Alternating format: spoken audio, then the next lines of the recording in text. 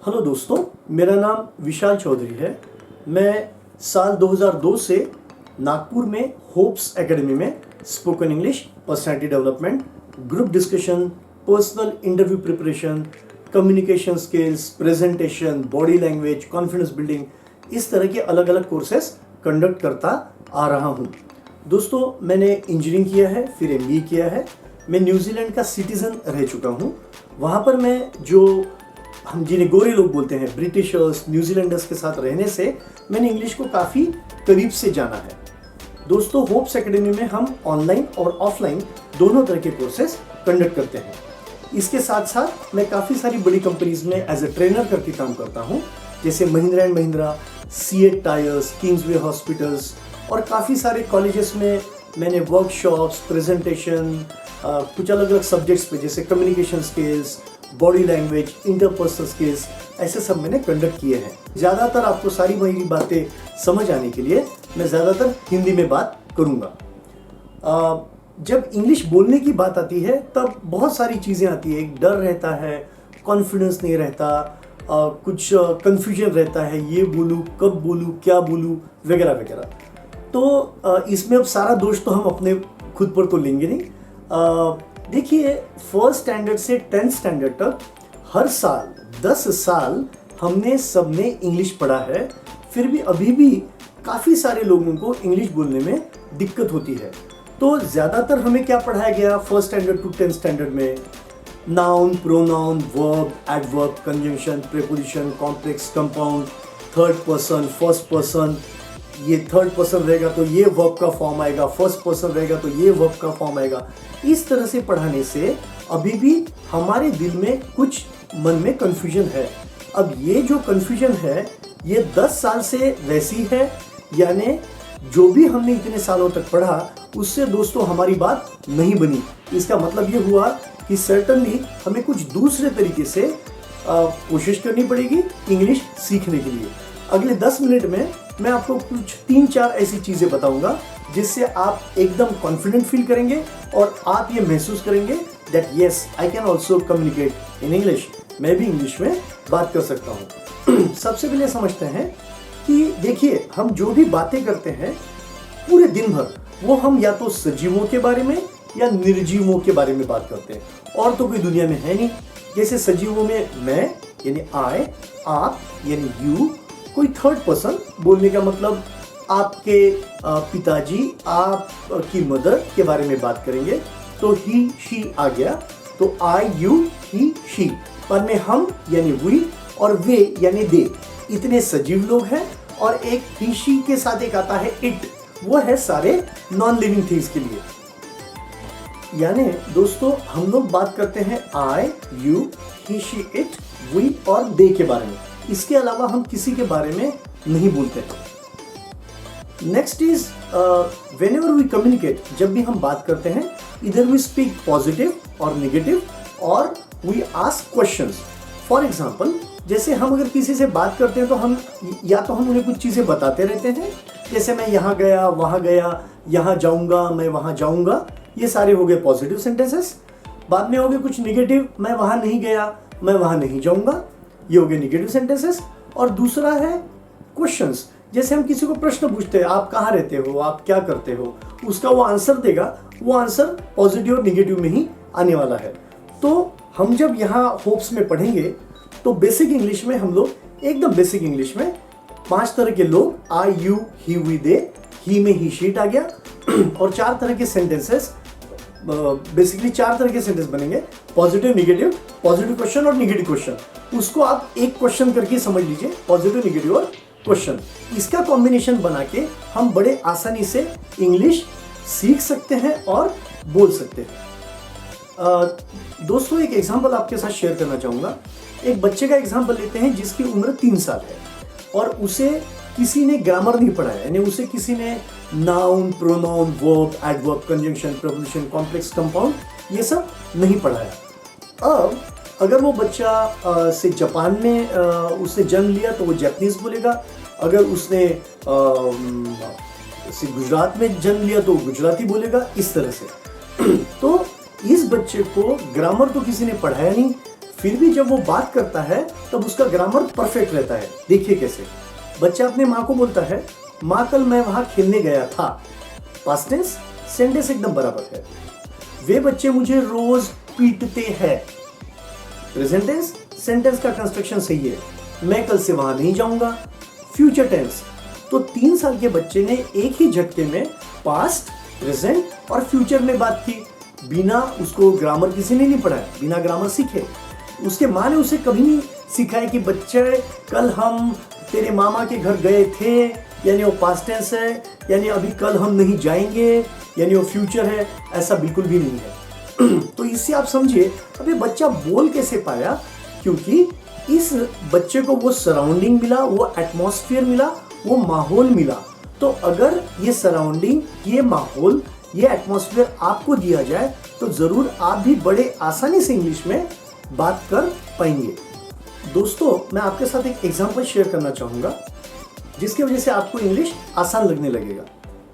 जैसे हम लोग अभी थोड़ी देर पहले हमने बात की पॉजिटिव, निगेटिव क्वेश्चन और आई, यू, ही, वी, दे के कॉम्बिनेशन में। English is certainly easy than Hindi और यूजुअली मेनी लैंग्वेजेस। व्हाई? ऐसा क्यों है कि इंग्लिश आसान है दूसरी लैंग्वेजेस से? देखिए, मैं अभी आपको प्रूव कर देता हूँ। ऐसा समझिए कि जब आप इंग्लिश सीख रहे हो और अगर एक टेंस ले लेते हैं फ्यूचर टेंस, चलिए सिंपल फ्यूचर टेंस ले लेते हैं, बहुत आसान टेंस है। तो इसमें हम जो 5 लोग हैं, आई, यू, ही, वी, दे के बारे में एक सेंटेंस बनाएंगे जिसमें फ्यूचर के लिए विल जोड़ देंगे और एक हमेशा का अपना रटा रटाया पुराना सेंटेंस है वही ले लेते हैं कि मैं खत लिखूंगा। अब इसमें I will write a letter, you will write a letter, he will write a letter, we will write a letter या फिर we will write letters और they will write a letter और they will write letters। यानी I will write, you will write, he will write, we will write, they will write, ये बिल्कुल ही नहीं बदला, वैसे के वैसे रहा। अब दोस्तों इमेजिन कीजिए, थोड़ा मजेदार है कि अगर एक कोई ब्रिटिशर है और उसे हिंदी सीखना है और उसने कोई स्पोकन हिंदी की क्लास लगाई और उसको उसके टीचर ने बताया, भैया याद रखना कि जैसे एक आई, यू, ही, वी, दे बदलेगा वैसे ही उसके साथ में कुछ दूसरा शब्द जिसे यूजुअली इंग्लिश में वर्ब बोलते हैं या हिंदी में क्रिया बोलते हैं वो भी बदलेगा। देखिए कैसे।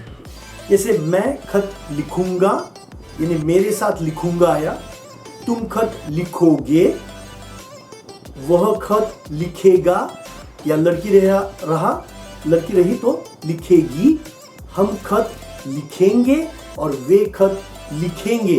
यानी उस ब्रिटिशर को हिंदी सीखते वक्त, स्पोकन हिंदी की क्लास लगाई ना उसने, हिंदी सीखते वक्त उसे याद रखना है कि मैं के साथ लिखूंगा, लिखोगे, लिखेगा, लिखेगी, लिखेंगे, लिखेंगे। अब वो हो गया कंफ्यूज ब्रिटिशर और उसने उसके दिमाग में है कि यार इंग्लिश में तो मैं बस I will write, you will write, he will write, we will write, they will write बोलता था। तो उसने वो पैटर्न उसके दिमाग में है, तो उसने वर्ब का एक फॉर्म लिया, क्रिया का एक फॉर्म अपने दिमाग में फिट कर दिया और उसका फेवरेट वर्ड है लिखेगा। अब वो इसी तरह से बात करेगा, मैं खत लिखेगा, तुम खत लिखेगा, वह खत लिखेगा, हम खत लिखेगा, वे खत लिखेगा, मैं वहां जाएगा, हम वहां जाएगा। अब इस तरह से उसने वर्ब का एक ही फॉर्म रखा। देखिए कितना मुश्किल है एक ब्रिटिशर को हिंदी सीखना, क्योंकि उसे हर व्यक्ति जैसा बदलता जाएगा उसके साथ क्रिया का फॉर्म, वर्ब का फॉर्म उसे याद रखना होगा। है ना दोस्तों मजेदार? हम सबको ये तो बहुत अच्छी तरह से पता है कि English is extremely important for everybody. हम सब के लिए इंग्लिश बहुत ही ज्यादा जरूरी है। Take example of a school going student. School में जाने वाला बच्चा, उसे स्टोरी टेलिंग करना है इंग्लिश में, डिबेट करना है इंग्लिश में, अगर क्लास में आंसर देगा इंग्लिश में तो बहुत अच्छा इंप्रेशन होगा, टीचर अच्छे मार्क्स देंगे। School going boy. Second example is college going student. College में जाएंगे तो आजकल वाइवा देना है, प्रेजेंटेशन देना है, जॉब के लिए जाएगा तो ग्रुप डिस्कशन करना है, पर्सनल इंटरव्यू करना है। दोस्तों आजकल गवर्नमेंट जॉब्स बहुत कम होते जा रहे हैं, अब स्किल की रिक्वायरमेंट है। आप कितने स्किलफुल हो उसके बेसिस पर ही आपको आगे के जॉब्स मिलने वाले हैं। थर्ड एग्जांपल लेते हैं, एक जॉब करने वाला पर्सन है, वो कंपनी में जाता है। कंपनी जब उसे एक इंक्रीमेंट देती है हर साल के बाद में, या फिर कोई प्रमोशन देती है, तो उसके प्रेजेंटेशन देती है। He has to do a presentation. While doing the presentation, he has to have very good communication skills, presentation, body language, and many other factors. Next example is of a housewife. अगर कोई एक housewife है, उसके लिए भी English बहुत ज़रूरी है.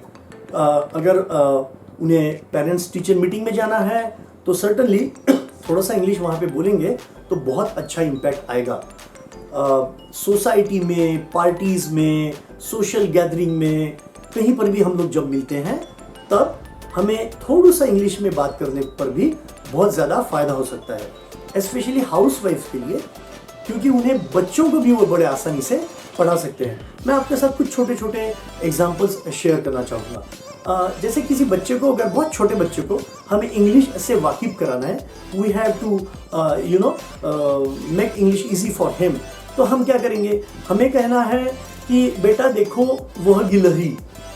इससे अच्छा मैं बोलूँगा, बेटा वह देखो स्क्विरल. यानी स्क्विरल ये एक वर्ड मैंने उस बच्चे के लिए ऐड कर दिया. बेटा लाइट शुरू करो, लाइट बंद करो. इसके जगह पे आप बोलिए बेटा लाइट स्विच ऑन करो, लाइट स्विच ऑफ करो. तो बच्चे के दिमाग में स्विच ऑन, स्विच ऑफ, ये और दो वर्ड जमा हो गए. धीरे धीरे उसकी वोकैबुलरी बढ़ते जा रही है. बेटा मुझे एक हरे रंग का पेन लेकर आओ. बेटा मेरे लिए एक ग्रीन कलर का पेन लाइए. तो देखिए इसमें ग्रीन, कलर और पेन, ये तीनों वर्ड इंग्लिश के हैं. इस तरह से अगर हम हर सेंटेंस में कोई वस्तु को, अगर हम कोई जैसा रंग है, कोई गिलहरी थी या कोई लाइट था, अगर हम एक वस्तु को इंग्लिश के नाम से पुकारे, तो वोकैबुलरी बहुत जल्दी जल्दी बिल्टअप होगा. जो हमारा बेसिक कोर्स है, हम उसमें इस तरह से चीज़ें पढ़ाते हैं. हर दिन स्टूडेंट्स को काफ़ी सारे नए वर्ड्स पता चल जाते हैं. तो ये सारा जो मैंने अभी तक के आपको बताया, it is all about only spoken English. ये सिर्फ स्पोकन इंग्लिश के बारे में था. अब हमें ये ज़रूर महसूस हो रहा होगा कि हाँ, अगर हम भी थोड़ी कोशिश करें तो हम होप्स में विशाल सर के साथ इंग्लिश ज़रूर पढ़ सकते हैं. देखिए इंग्लिश हमें स्टेटस देता है, रिस्पेक्ट देता है. अगर हम थोड़ा इंग्लिश में बात करें तो लोग हमें इंटेलिजेंट समझने लगते हैं. जैसे अगर मैं कहीं जाता हूँ और थोड़ा इस तरह से बात करता हूँ, जैसे मैं मेरे बच्चे के स्कूल में जाता हूँ और बात करता हूँ कि मेरा बच्चा पढ़ता तो है लेकिन उसे ठीक से मार्क्स नहीं मिलते.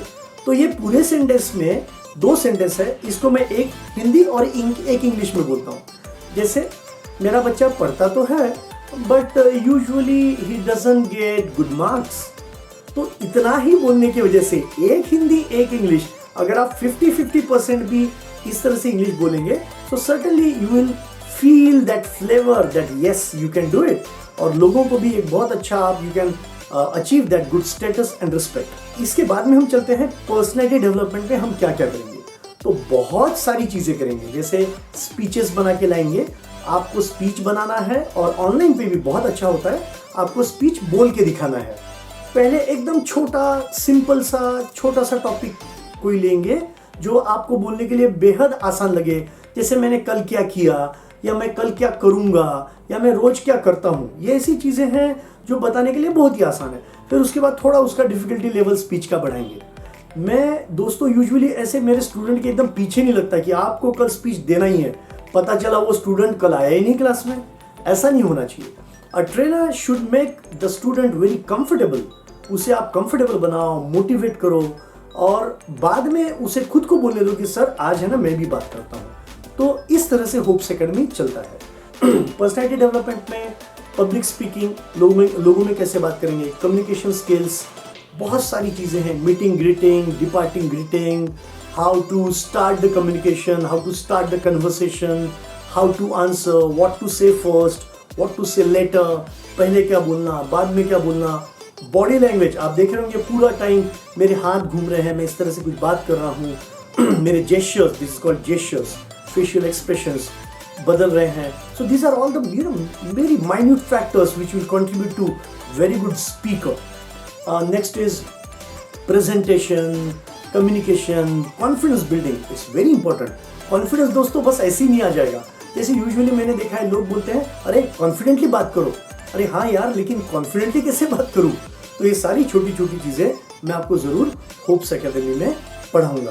तो पर्सनैलिटी डेवलपमेंट में बहुत सारी चीज़ें कवर होने वाली है। तो जैसे मैं स्टूडेंट वाइज भी पढ़ाता हूँ, जैसे क्लास में अगर कोई समझिए कोई नर्सिंग की स्टूडेंट है या कोई नर्स है, तो हम उसे कैसे पढ़ाते हैं। इंग्लिश तो सबके लिए कॉमन रहेगा, स्पोकन इंग्लिश। पर्सनैलिटी डेवलपमेंट में हम उसको अलग अलग तरीके के टास्क देंगे।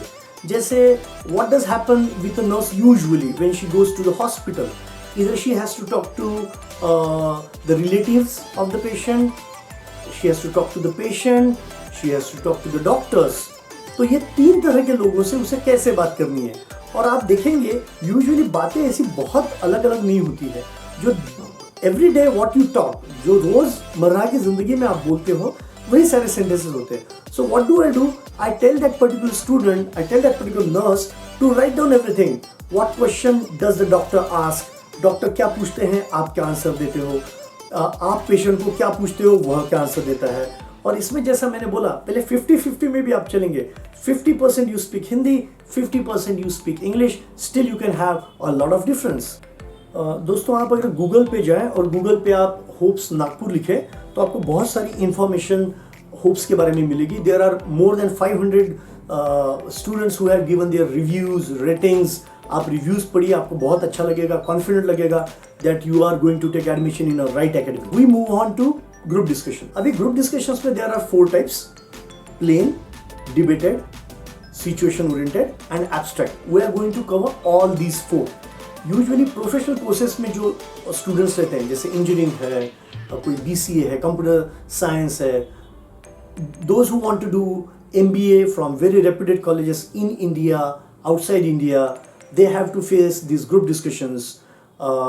There are some students who want to join multinational companies, so they have to face group discussions.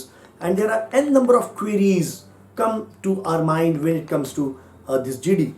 The queries are how to start, when to start, how to conclude, how much to speak, what not to speak, how to keep your body language, how to defend ourselves if someone bombards question on us. Then how to put someone in trouble while communication. See, it's like while the GD goes on, it's like GD is not only like you win. ऐसा नहीं है कि मैं जीता तो बाकी सब हार गए। मुझे जीतना भी होगा और बाकी सबको मुझे थोड़ा थोड़ा करके हराना भी होगा, तभी जाके मेरा सिलेक्शन होने वाला है। इसमें बहुत सारी चीज़ें देखी जाती है। मल्टीनेशनल कंपनीज और ये सब MBA कॉलेजेस ये क्या देखते हैं, तो ये देखते हैं कि आपका लैंग्वेज कैसा है, कंटेंट कैसा है। कंटेंट मीन्स आपके पास जो इंफॉर्मेशन है, how much weightage does it have, आपका बॉडी लैंग्वेज कैसा है, आपका इंग्लिश कैसा है, प्रेजेंटेशन कैसा है, are you good listener, are you good, do you have good leadership qualities, and there are so many things. So we are going to cover all these in our classes. The very important part comes is, जैसे एक example मैं देता हूँ। GD में usually लोग बोलते हैं कि सर जब GD शुरू होता है ना तो मैं बहुत ही ऑकवर्ड फील करता हूँ पहले बोलने के लिए। तो अरे भाई क्यों ऑकवर्ड हो जाते हो?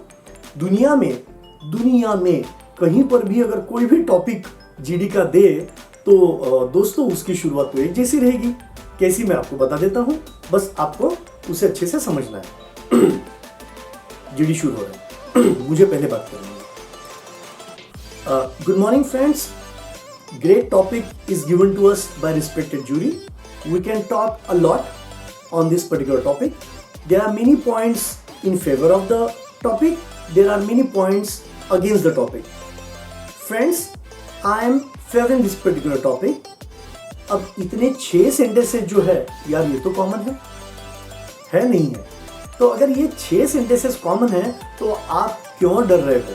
आप ये 6 सेंटेंसेस अच्छी तरह से अपने दिमाग में रखिए, सीक्वेंस रखिए। इसकी प्रैक्टिस तो मैं बहुत ज़्यादा लेता हूँ होप्स में, और बाद में आप वो जो टॉपिक है उसके बारे में बात कीजिए। So friends, this is all about group discussions.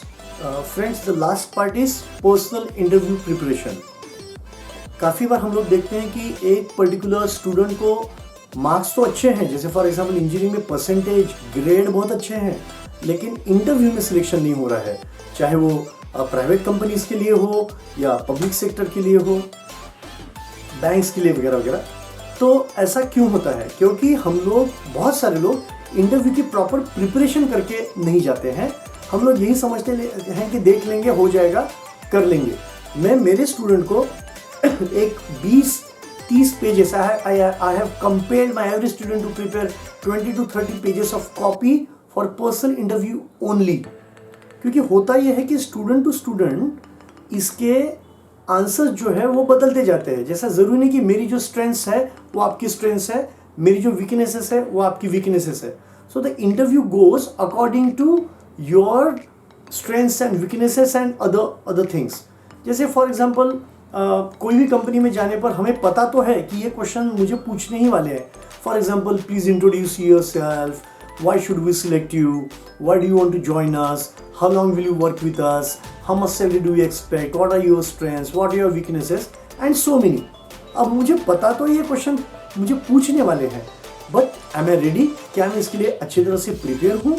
तो दोस्तों, इसके सारे क्वेश्चन आंसर्स एक बार अच्छे लिख लें और इंटरव्यू कैसा प्रिपेयर करें, उसके आंसर्स कैसे प्रिपेयर करें।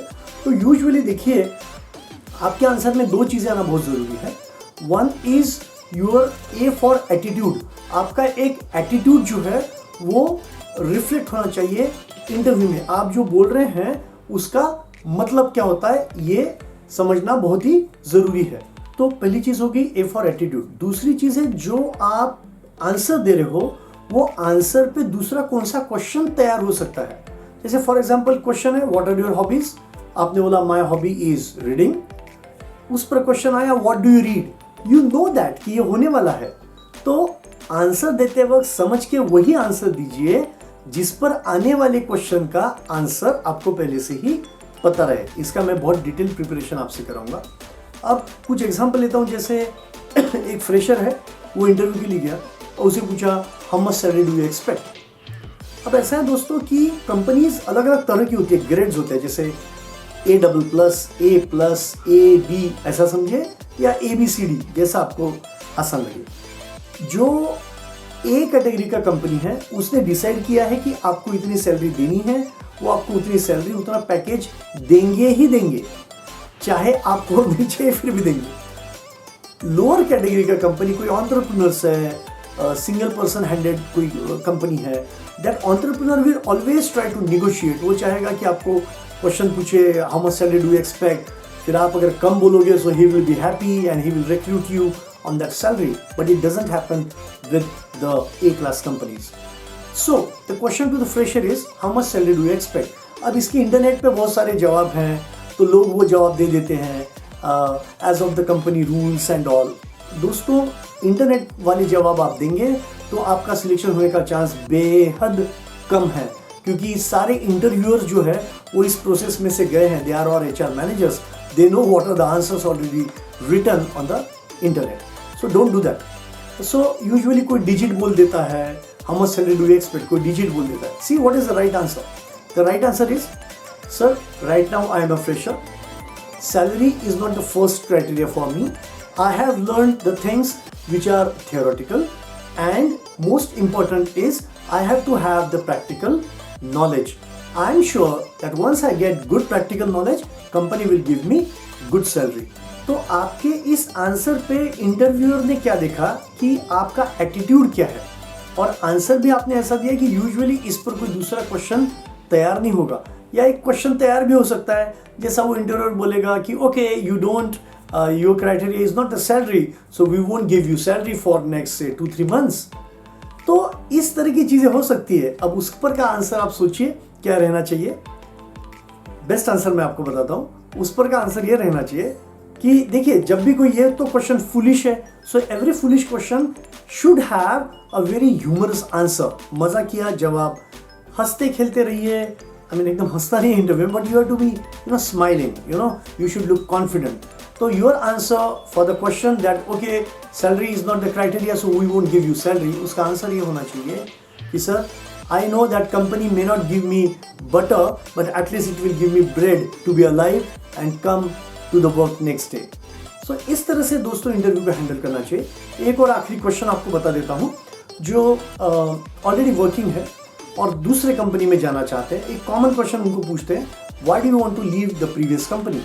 और बहुत सारे लोग इसमें फंस जाते हैं and they answer like I used to do all the work and I didn't get that recognition and weightage and something like that। या कुछ लोग थोड़ा सा भला बुरा बॉस को बोल देते हैं या कंपनी को बोलते हैं। तो इसमें आपको सोच समझ के अच्छा जवाब देना चाहिए। आपने बोलना चाहिए कि sir I have been doing the work which I find very monotonous, एक जैसा ही काम था।